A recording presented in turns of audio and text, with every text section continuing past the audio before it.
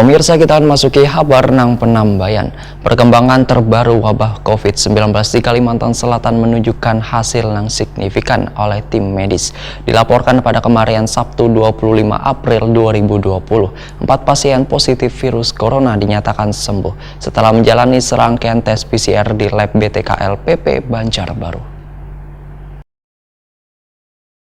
Perkembangan terbaru wabah COVID-19 di Kalimantan Selatan menunjukkan hasil yang signifikan oleh tim medis. Dilaporkan pada Kamarian Sabtu 25 April 2020, 4 pasien positif virus corona dinyatakan sembuh setelah menjalani serangkaian tes PCR di lab BTKLPP Banjarbaru. Juru bicara tim gugus tugas percepatan penanganan COVID-19 Kalimantan Selatan, Muhammad Muslim Moyah Jumpa Media menyatakan, 4 pasien positif tersebut telah 2 kali menjalani uji swab dan menunjukkan negatif. Pasien sembuh tersebut seorang berasal dari Banjarmasin yang dirawat di RS Ulin, 2 orang dari Batola yang dirawat di RS Abdul Aziz Batola, 1 di RS Ansari Saleh Banjarmasin, serta seorang pasien isolasi mandiri dari Kabupaten Banjar. Selain kabar pasien sembuh, dilaporkan juga ada kasus positif virus corona, ujar Muhammad Muslim, yang terjadi peningkatan signifikan, yaitu penambahan sebanyak 14 kasus di Kalimantan Selatan. Penambahan kasus positif ini berasal dari PDP sebanyak 2 kasus serta 12 kasus lainnya hasil giat tracking one tracing petugas di lapangan terhadap kontak erat one cluster terduga. Selain itu terjadi penambahan seorang pasien virus corona asal Banjarmasin yang meninggal pada Kamarian Minggu 26 April 2020. Sehingga total jumlah kasus positif di Kalimantan Selatan hingga kini tercatat 146